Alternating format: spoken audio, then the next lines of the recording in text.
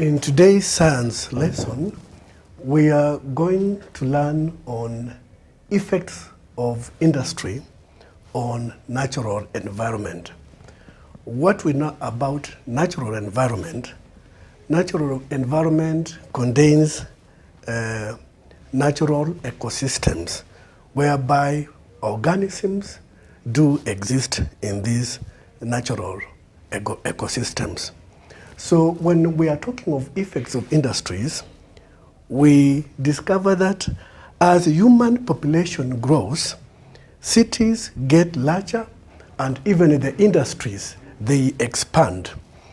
These changes mean that the area available for the natural environment is reduced, and many species have been badly affected whenever the towns expand and the industries also expand. They affect the natural environment that is there, and species which were occupying this environment will be forced to move to another place, or maybe they can disappear. However, in modern times, we have realized that industries have tried. For instance, industries that engage in cutting of trees, logging, that's cutting of trees. Well, we have a process called logging, which I say it is the felling of trees, or cutting of trees to acquire timber, and that timber is used for making of furniture, or maybe for production of papers and so forth. So we have seen some industries have come up in a way that apart from just cutting trees, for them to maintain a sustainable environment, they have decided that once they cut trees, they plant other trees so that the environment is sustained. Well, we can say when they decide to plant, it's a short-term remedy they've tried, but still effects are there because they have disturbed the native environment, the first ecosystem that was there. Therefore, because of these expansions of town, we shall see loss of species, diversity.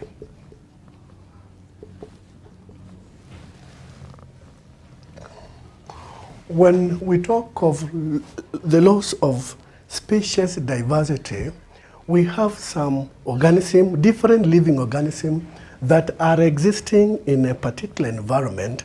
Once this environment is disrupted by maybe towns can disrupt this natural environment by constructions of industries, building of houses, construction of offices and so forth, even roads. They disrupt this natural environment. And once the natural environment is disrupted, species of diversity will also be disrupted, and some of the species might disappear. So we are saying human actions have caused many native species to become extinct. They become extinct, or they disappear. They cease to exist because the environment has been disrupted, and the ecosystem or the natural environment cannot support the organism. The natural environment cannot support the organism in terms of provision of food, shelter, and so forth. So we are saying a species is said to be extinct if for a period of 50 years, no one has ever seen it, or if it disappears from people for a period of 50 years, and maybe the last man or the last known individual has died. So if a particular species disappears for a period not less than 50 years, and no living individuals who can still say he has seen it, then we agree that such a species has now gone extinct or has disappeared completely. In the past 200 years, the country has lost more than 125 species. 125 species being both plants and animals. They have become extinct, they have disappeared completely, and there's no way we can get them back. What happens to these species so that they disappear? We are told that human activities like hunting, human can decide to hunt some of the animals that are rare and are few. So if you hunt and kill the few animals that are existing, and you kill them and you finish them, those few animals or organisms you have killed, they will cease to exist and they will become extinct. Also, there are changes in the environment and habitat loss. If there are changes in the environment can change to the extent whereby that particular environment can be quite conducive for a particular organism to exist. And then apart from that, we have habitats. Habitats are for homes of these living organisms. So if habitats are disrupted and we have a different environment that cannot support that particular species, then that particular species, its life is threatened. Threatened organisms can be classified depending on how great the threat is to their survival appears to be. So we can classify organisms that are threatened depending on how seriously are they threatened. For instance, we have 3 ways of classifying these species that are threatened. One, we have endangered species.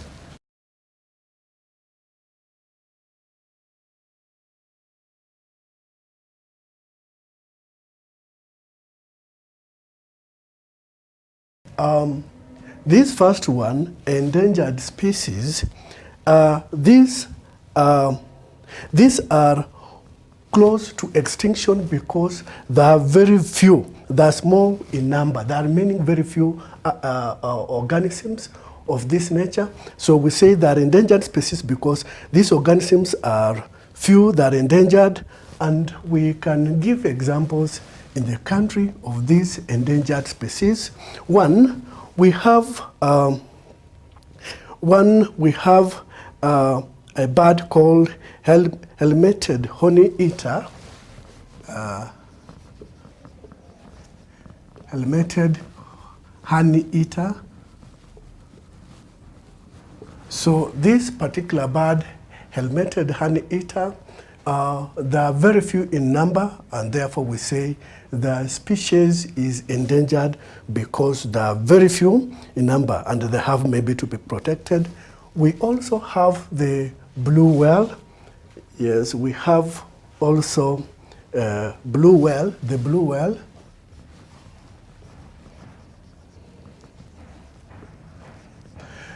The blue whale is found in the seas, and we are told it's very rare to come across this blue whale, and because there are few in number, then we categorize it under the endangered species because of their small number of existence. There are few, but they are there. They are present, but they are very few. And then we have also the beaked gecko. We have the beaked gecko.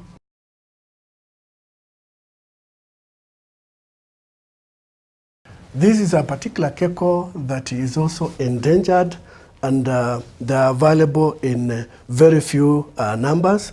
Then lastly, we have also a kind of bird called leadbeater's possum.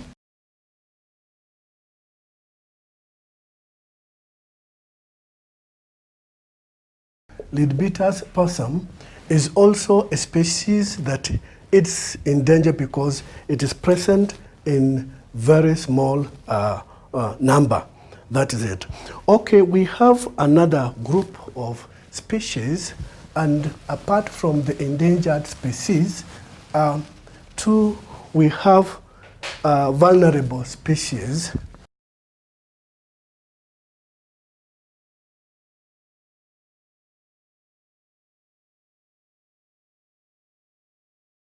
And on the vulnerable species, there are many, but what happens, you find, although there are many, their number is reducing at an alarming rate. So if we leave them to reduce in such a manner, then very soon we shall lose them. So we are saying these endangered species, they experience rapid population decline and are in danger of becoming extinct because of the dropping population. So if the population continues to drop, then they are in danger. So we are saying such examples of species that are endangered. One, we have an animal called a mountain, the mountain pigeon,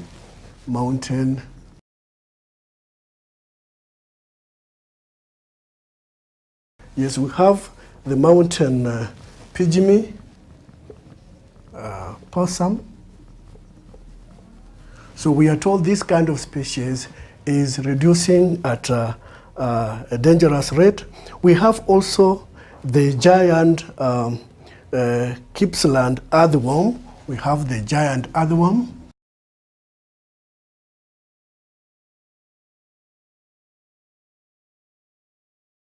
We are also told the giant earthworm, there are many, but their population is dropping at an alarming rate. And if it continues such a way, then we shall end losing this giant earthworm to it will become extinct. We also have the diamond python.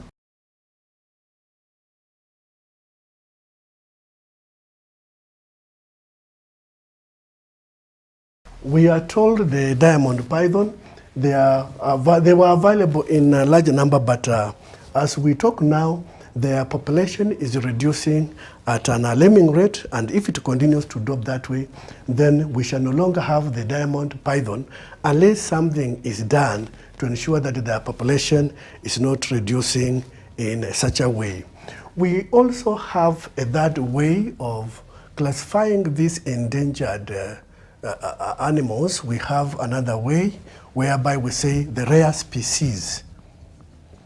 Rare species are also endangered. They are likely to become extinct because they are rare. It is not easy to come across them.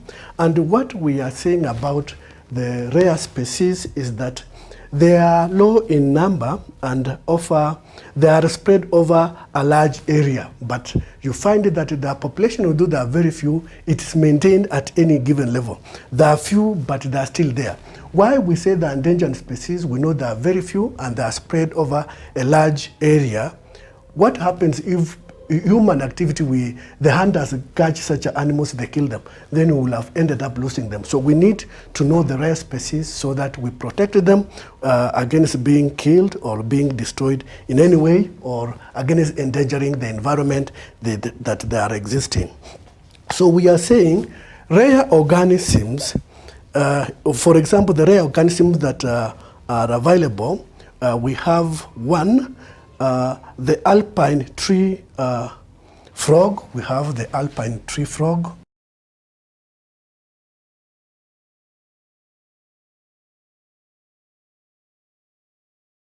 So when the alpine tree frog, we are told they are rare, but they are available in very few numbers. We also have the powerful we have the powerful owl. The powerful owl, we have the powerful owl is another endangered, is another rare species, the powerful owl. The powerful owl is another species that is very rare. And then we have the leaf sea dragon. The leaf sea dragon. The leaf sea dragon is another rare species that is almost becoming extinct. They are rare, but if the populations are maintained, it's okay. But if the populations is disturbed, then we can end up losing them. Now, let us check on the effects of an industry. What an industry, how an industry can affect the ecosystem, the natural environment, and the organisms that are existing within, effects of an industry.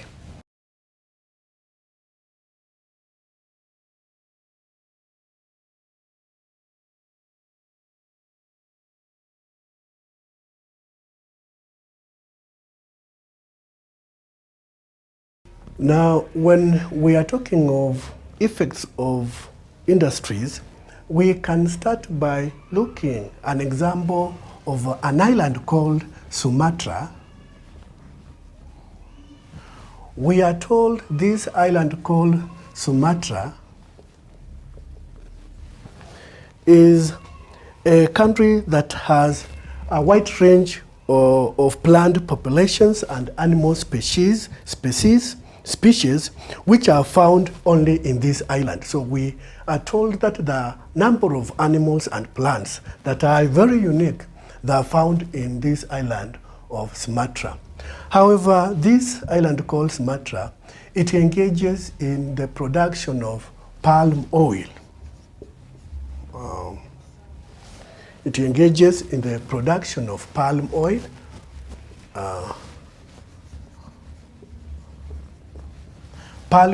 And palm oil can only be found on palm trees.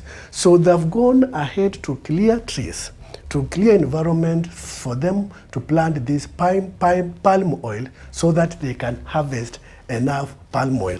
We are told this island called Sumatra is the largest exporter of palm oil. So what has been happening on this island has been unfair. The industries on this island has been unfair to the environment. They have affected the living organisms and the ecosystems there. So we are told, for instance, that the species that live in rainforest in Sumatra are so many in rainforest.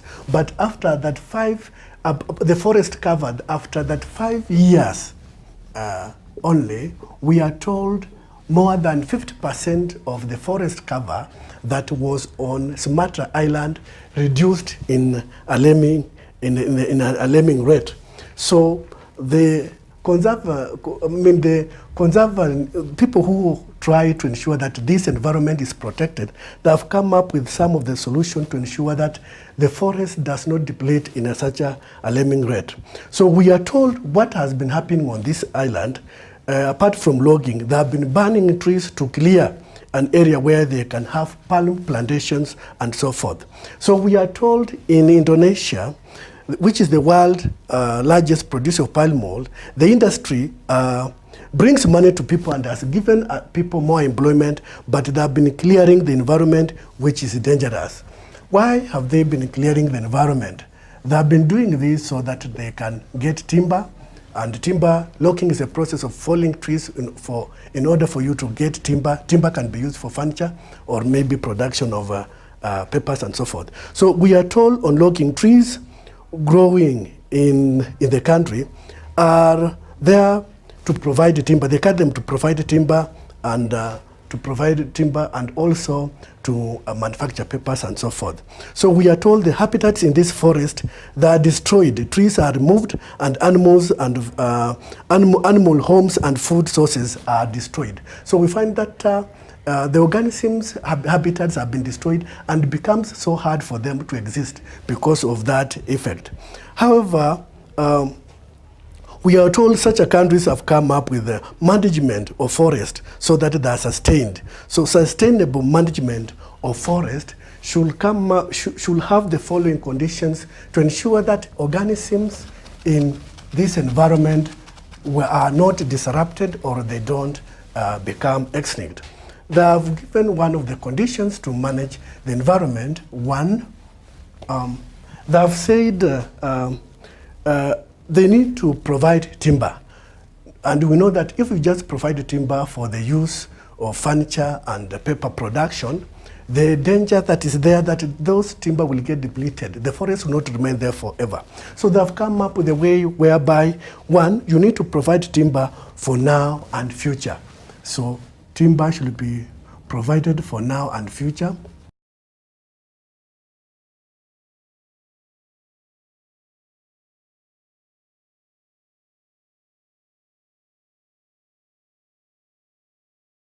So provide timber for now and future.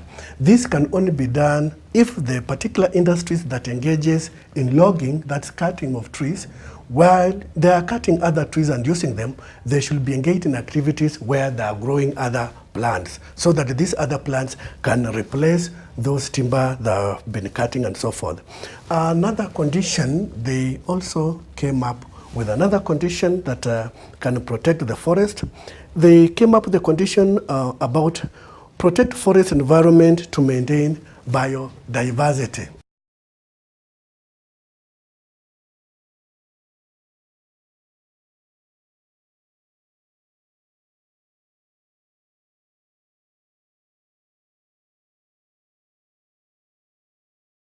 Yes, protect forest environment to maintain biodiversity.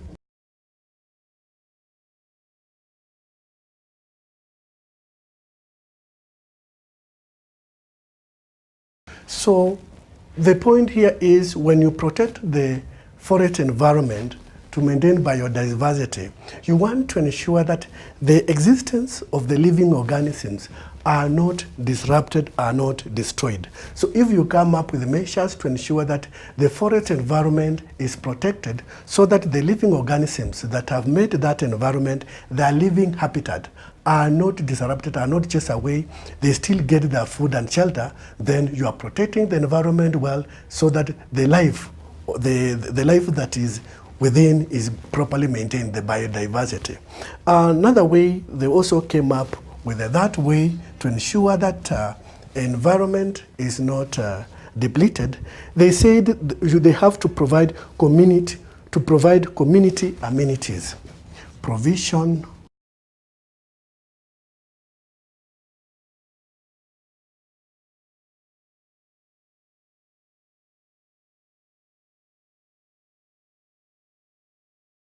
So if an industry engages in an activity where there's forest and so forth, we are saying the surrounding people who stay close, they should be provided with the community amenities so that that community is taken care of.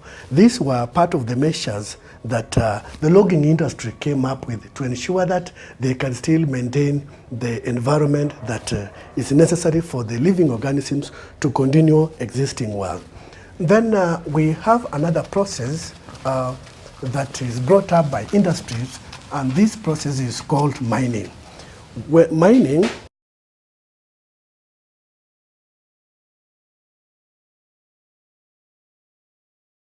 now, when we talk of mining, we see that mining is done in countries that engage in the extraction of minerals. So like a country engages in extraction of minerals such as gold, there are examples of metals that are mined, and industries are there to ensure that they get these metals and minerals and so forth. So we have gold, we have copper that is mined, is a metal, we have copper, we have lead, we have silver, and we have zinc.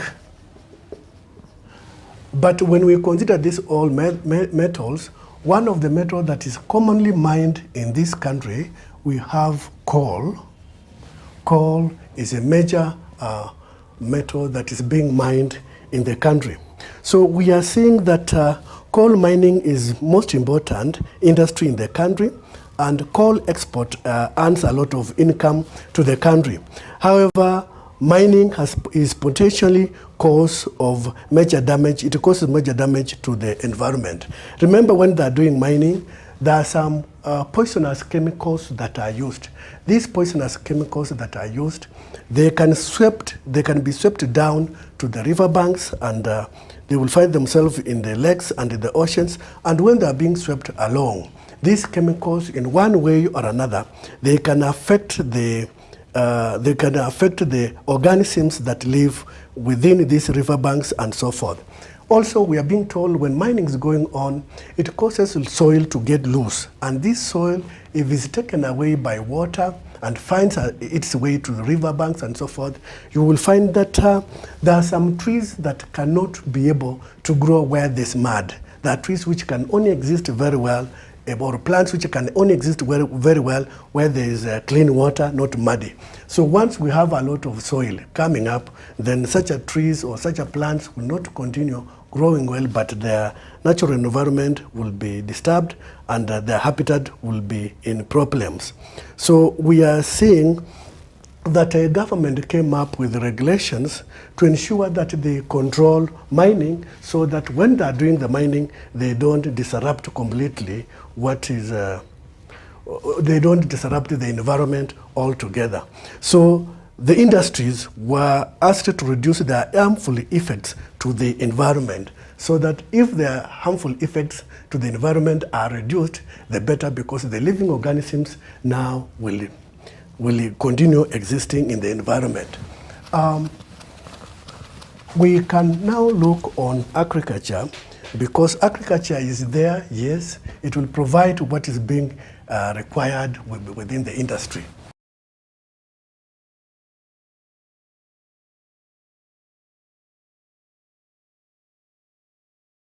Now, agriculture, we are saying large proportion of total land area has been cleared of native vegetations. You find that in a country they've cleared a lot of native vegetations so that what they get enough land where they can grow crops and so forth. They can also graze animals and so forth.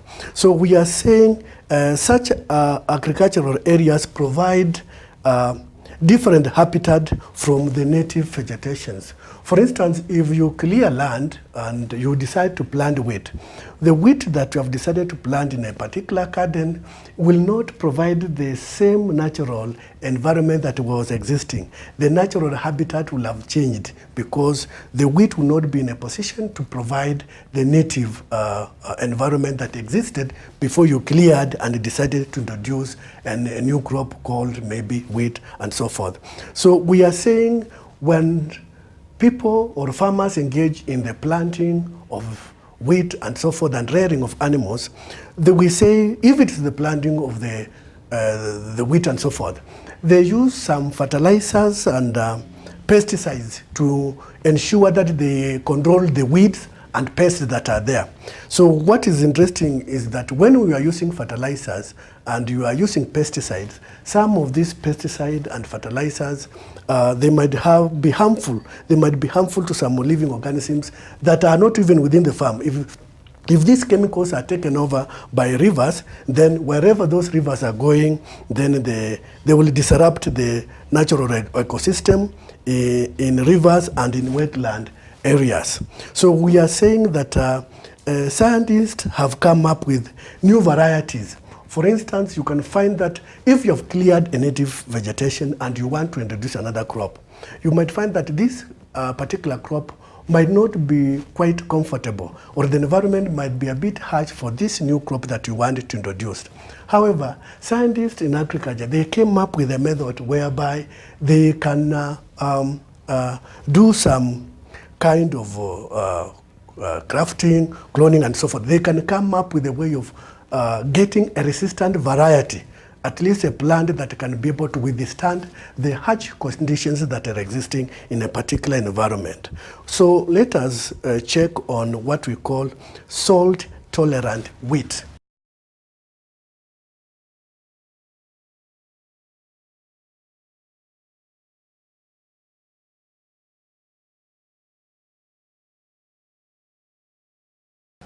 Most large areas of a country, they've embarked on planting wheat. But what happens, in the beginning, it was very difficult to plant wheat because wheat cannot germinate very well in an area that is salty. So the scientists came up with a method to ensure that they get a particular kind of a wheat plant that can be able to resist salt. What happens, as we know the photosynthesis, how photosynthesis worked, if you plant the normal wheat, what happens, the leaves of a wheat, if the soil reaches a level where the leaves are, that particular wheat will fail to manufacture its own food through the process of photosynthesis. So it was tough for the scientists to come up with a wheat-resistant variety that can be able to resist the plenty of salt that is around. Why were the soils having a lot of salt within them? We can talk of natural man-made activities. They can interfere with the environment to the extent whereby the salt that was once within the surface, they will now come up in plenty and disrupt everything. So we are saying not all plants grow in a salt soils. And when salt increase, the amount of food also will decrease. So if you have planted particular plants that are not well adapted to deal with the salt areas, so when the salt is there, what is going to happen? If you have planted your weed, the harvest will decrease. When the amount of salt increases, then what you are going to harvest is going to reduce. However, when you come up with a resistant variety, the kind of weed that can be able to resist salt and grow well, then it will even do better. Whether there is a salt soil, they will still be able to bring the harvest that you want. So scientists, apart from coming up with a resistant variety that can be able to resist the tough environment that is within the soil, they also came up with a solution when they were dealing with the animals. They wanted to know what kind of animals can be able to exist in a tough environment. So they thought of coming up with the animals that are tough. Animals, if they are cattle that can be able to produce enough beef and to resist ticks and so forth. So they came up with a process whereby they combined. There's a process we call crossbreeding. We shall reach there. But let us talk about this drought master. There is a cattle by the name called drought master.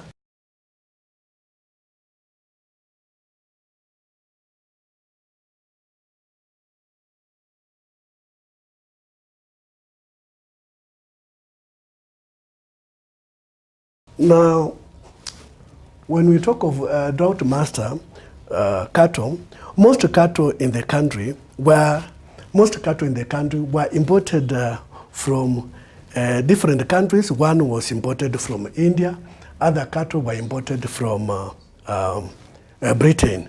But we have this particular, when they came, the harsh conditions that were existing in the country, the animals that were imported from India could not exist well in the country, and the animals that were imported from Britain, they also could not exist well. So there were some kind of crossbreeding that was done so that they come up with a cattle that was suitable to that can be able to withstand these conditions. So we are saying we are saying that the conditions of the country were different from the current condition in the country. So the farmers saw the need to have the cattle that could, one, we want to see the requirements of farmers if they were to import this cattle. Then there were some conditions that this cattle were to fulfill for them to exist comfortably within the country. One, they said they need to tolerate hot weather. So the cattle to be imported, they were to tolerate hot weather.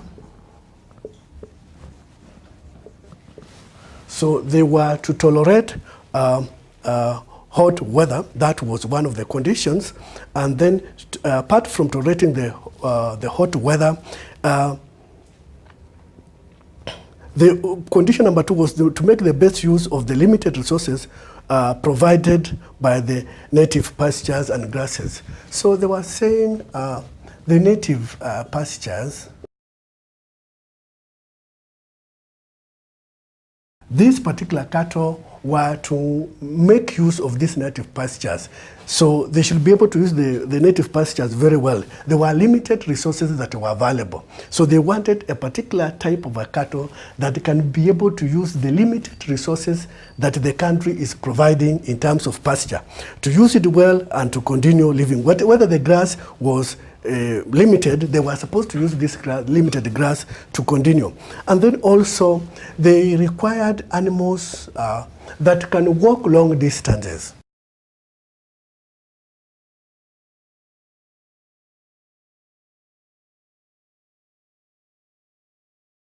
to walk long distances in search of water,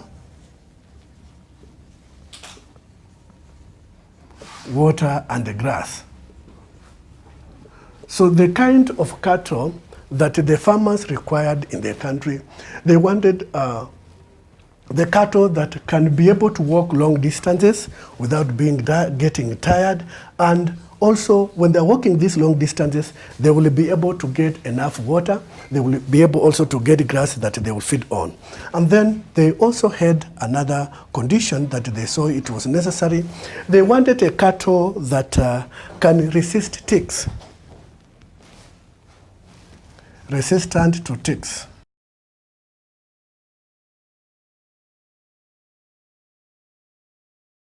So they discovered that we have varieties that can be able to resist ticks. So they said, if we have a kind of a cattle that can be able to resist ticks, then that kind of a cattle can be the most appropriate to be used in the country. And then there was another condition also. They said this kind of a cattle, they wanted a cattle that can provide good quality meat.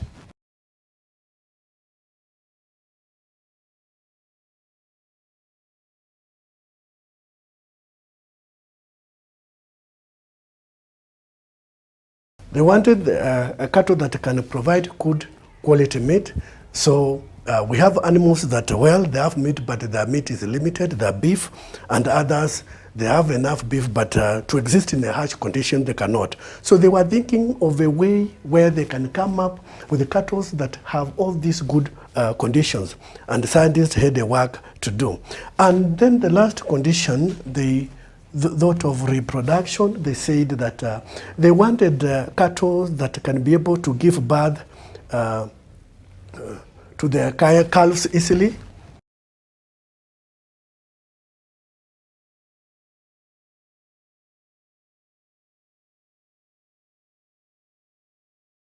So the last conditions farmers had was they wanted cattle that when it comes to reproduction, they are able to give birth to calves easily.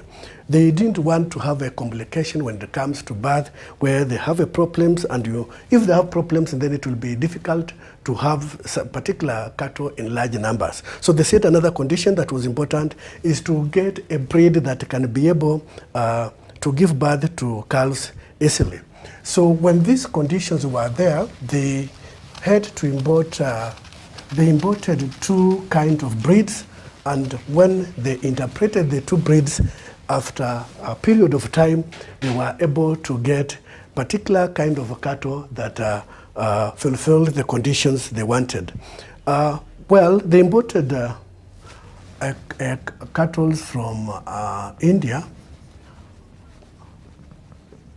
One cattle called Brahman cattle. This Brahman cattle was imported from India. It can withstand harsh conditions. It has meat, but its weaknesses were covered by another cattle that was imported from Britain. So Brahman cattle, which came from India, and Shorthorn, there's another one called Shorthorn cattle, which was imported from Britain, were mated. So we have another cattle called Shorthorn.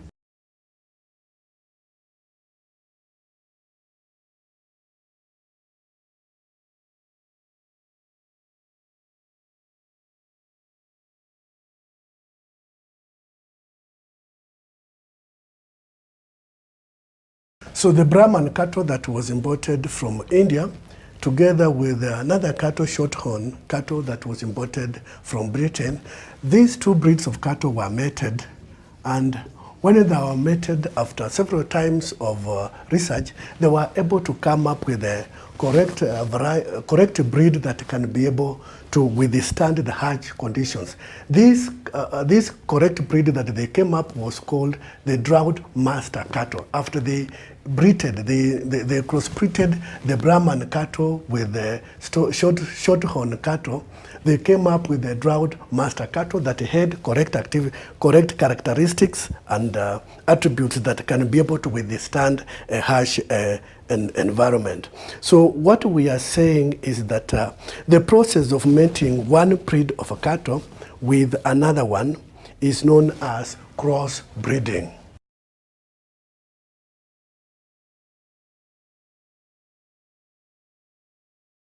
So we are saying crossbreeding is a process of mating one breed of a cattle with another one. This crossbreeding is a process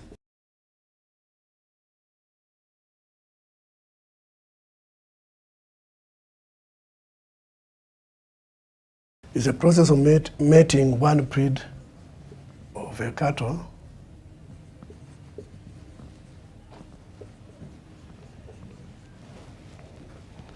with another one. So we are saying when they crossbreeded these two kinds of breed, they came up with drought master cattle, which were having all those good attributes. So we are saying this. This happened so as the farmers got the desired characteristic they wanted. Drought master was found in the was found to do very well in the country, to withstood the harsh conditions within the country. Now we want to look into cloning of plants. So when it comes to solutions to do with the animals, we have seen solutions there that have come up with a breed that can be able to withstand the harsh conditions that is there. Now, cloning of plants.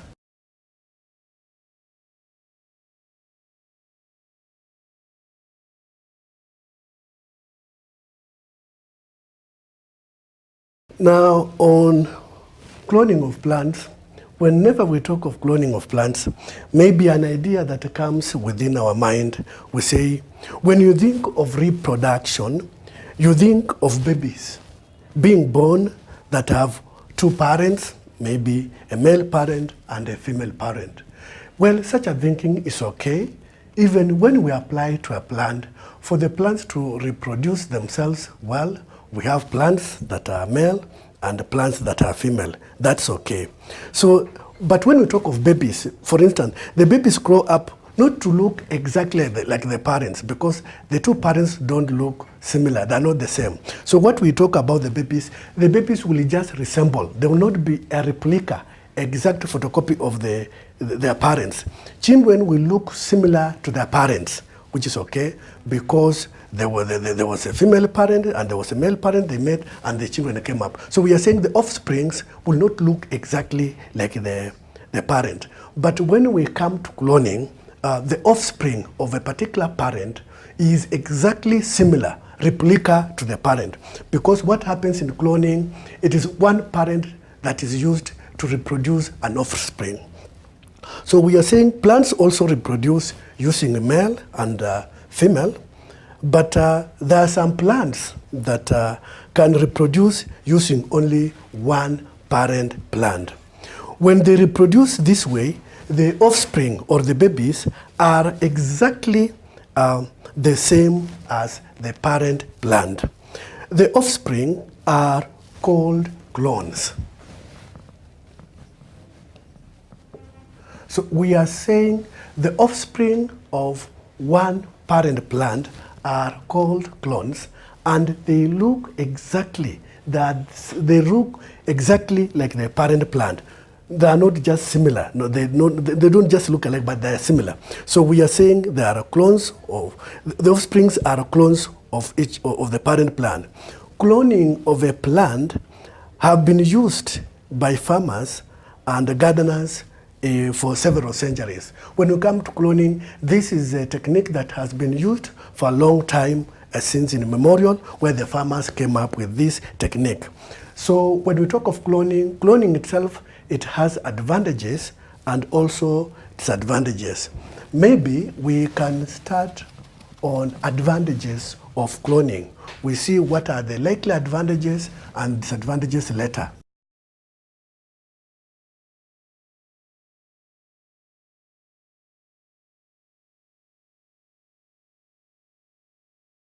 Now, advantages of getting this offspring from one parent plant, what are they? One, the first advantage of cloning is thousands of plants can reproduce from one parent plant. Thousands of plants.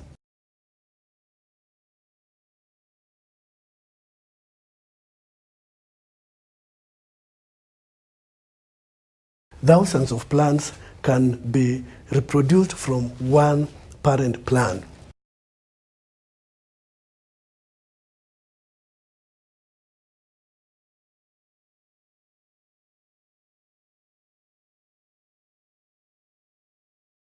So we are saying that's an advantage. Depending on the qualities of this one parent plant, then we can have a mass production of many plants. We are saying that one is an advantage. Also, another advantage with cloning, the best plants can be selected for cloning. So the best plants which have resistant varieties, the qualities that you want, you will select that best plant for cloning so that those attributes and characteristics that are good, that you admire, can be carried over by the clones or by the offspring. So we are saying the best plants. So the best plants can be selected.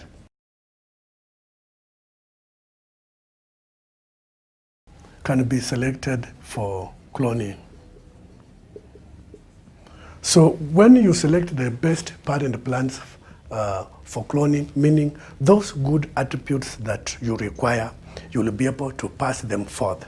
If these particular plants, for instance, if we give an example of a fruit plant, a particular orange plant is good, then you can clone that particular orange plant so that you end up having more good orange plants because you have selected. And of course, if it comes to maybe production might be large and the quality of the food might be sweet and so forth. So the good qualities that you want, you'll be able to maintain. Another advantage of cloning, the third advantage of cloning,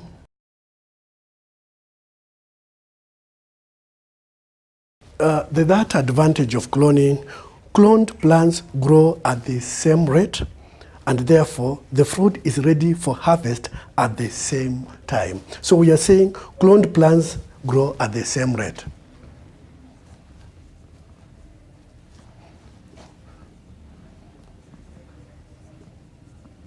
They grow at the same rate.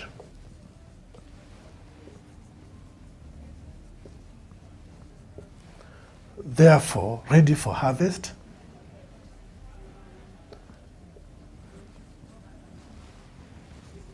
For harvest at the same time.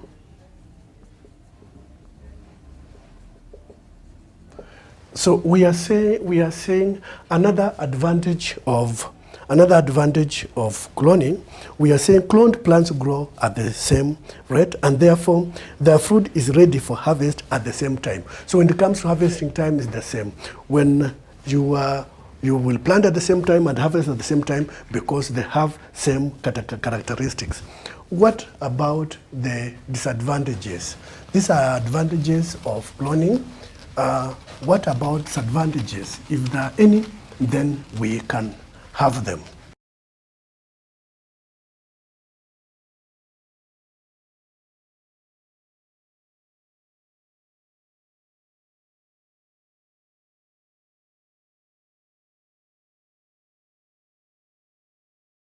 Now, disadvantages of cloning. The first disadvantage of cloning, one, we know that all plants are identical, therefore they are likely to be attacked by the same pests and diseases because all the plants are identical in nature and structure. They could be attacked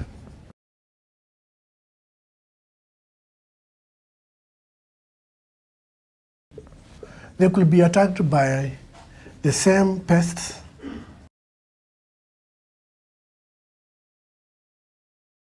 Yes, they could be attacked by the same pests and diseases.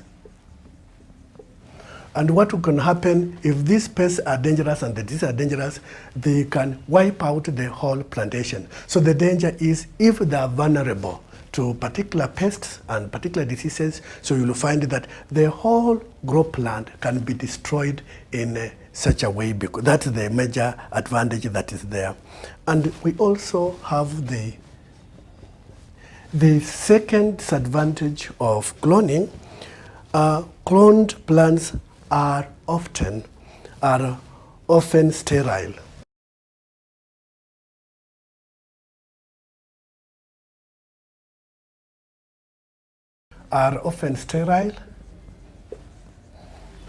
So what we are saying, cloned plants are often sterile.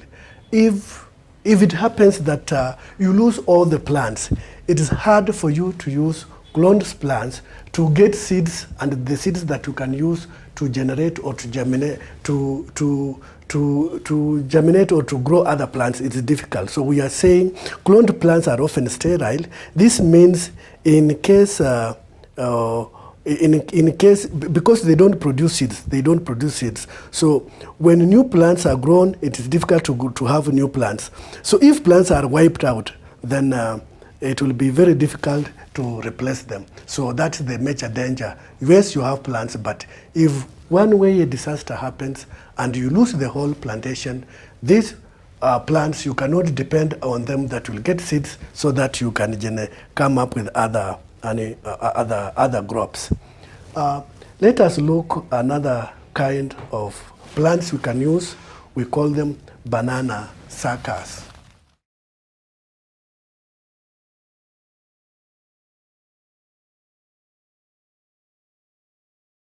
Now, when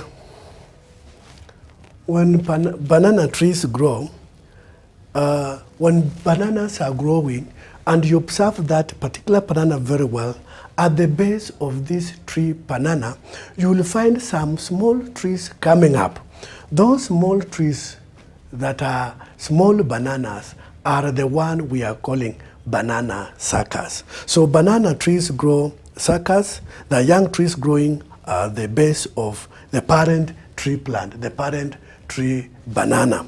So we are saying bananas, the bananas we buy from shop, they look alike. They are exactly similar. But when you are also planting a banana, you will use a sucker. You will get a banana sucker and you'll use it, you will plant. It is exactly the same as the parent plant. The advantage with them is that they are the same. They come from the same tree. They are affected the same way. If they are attacked by the disease, the way they cope with that disease is the same. So we are saying there are diseases of bananas that can destroy the whole plantation in a country. We are saying yes, because you are using suckers. Whatever can affect the parent plant banana, it will also affect the sucker banana where you are going to grow it. So we are saying when it comes to growing of bananas, we don't say we have to wait for the seed of banana, but we can only grow bananas by using suckers. You get the suckers, the small trees that are growing at the base of the parent banana tree, and you multiply, you get others. Now we want to look something on crafting of fruit trees.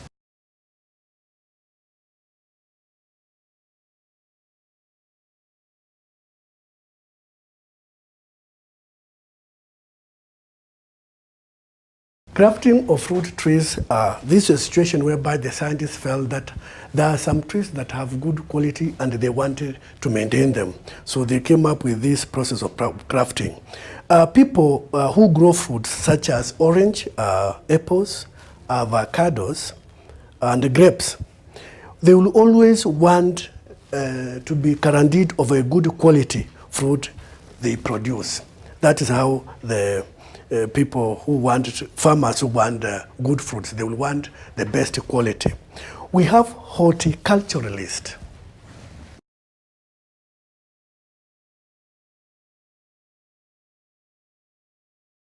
We have horticulturalists. These are scientists who study the growing of plants. Horticulturists are scientists who study the growing of plants. They grow fruit trees from fruit seed. They grow fruit trees from fruit seed.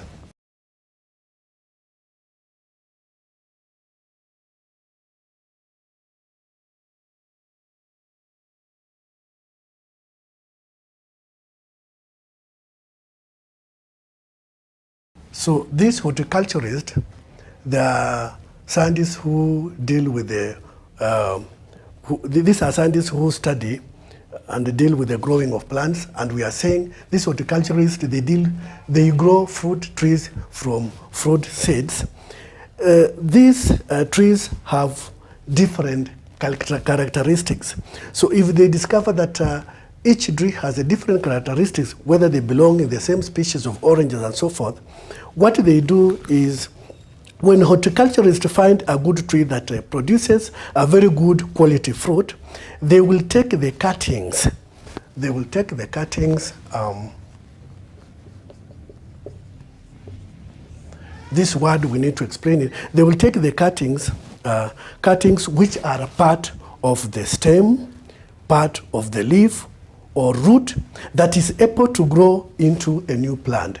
We are saying cuttings are part of a stem, part of a leaf, or a part of a root that can be able to grow into a new plant. Those are cuttings. So we are saying that these horticulturists can take different cuttings and join them in different root stocks so that they grow. There's a way they joined them. When they are joining is when we talk of grafting. So we are saying hundreds of cuttings can be taken from the same tree. Hundreds of cuttings can be taken from the same tree. These cuttings can be grafted onto existing rootstocks. So you have some rootstocks of many trees, and then you have many cuttings from one tree, and then you enjoin them on these rootstocks. When we do that, we call that process grafting. You are taking the cuttings that have good qualities, then joining them to a number of rootstocks. So that you get a good quality fruit that you are looking for. Now, apart from the cuttings, where you can plant these cuttings, whether they are roots, they germinate into trees, we also have another process called garden plant cuttings.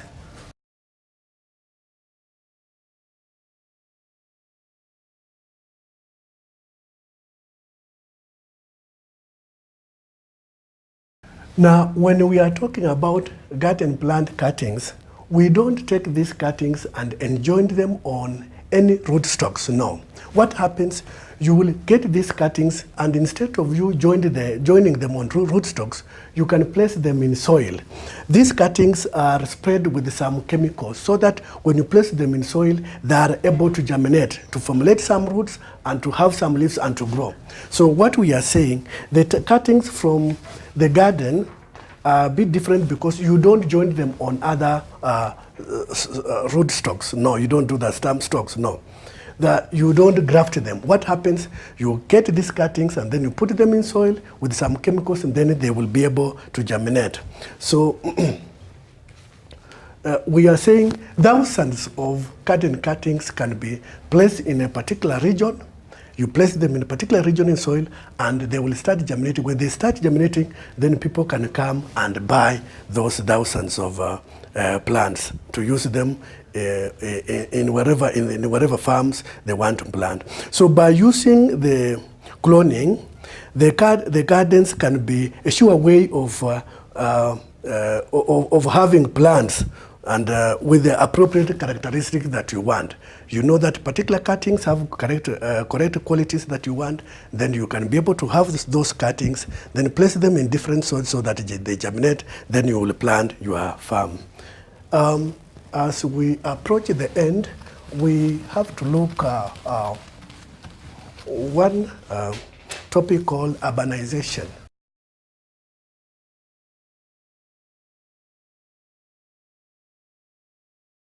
And urbanization is a process of how cities come, people move to and migrate to cities and so forth.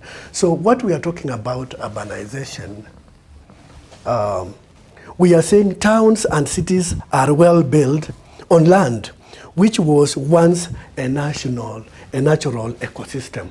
So when we are building cities, offices, and houses, we are building these offices, our houses, and industries in a place that was once a natural ecosystem.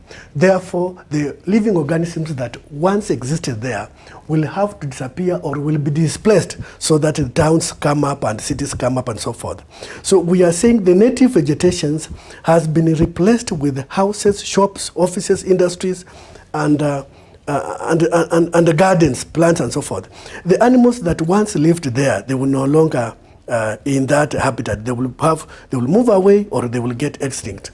However, when these animals get extinct, they move away because of spreading up of cities and towns and so forth. There are some funny animals that will continue staying where human beings are. And the example of these funny animals that can withstand urbanization, whether you are constructing town and your offices, we have one special animal that can be able to withstand this urbanization and stay well with human beings. An example of this particular animal is called brush-tailed possum.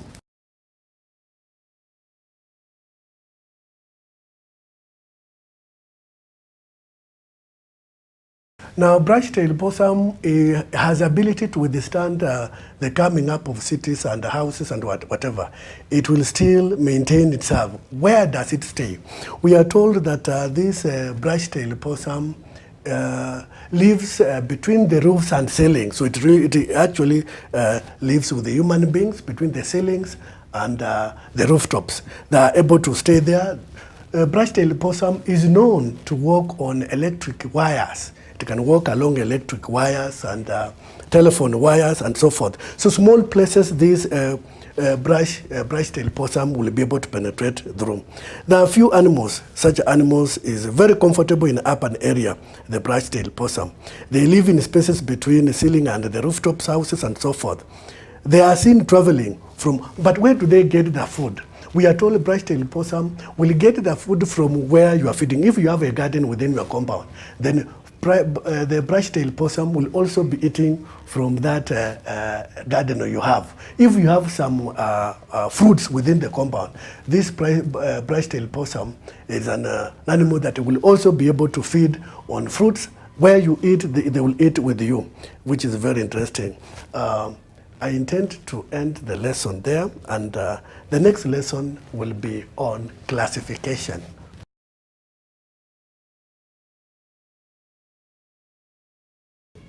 Classification. Thank you.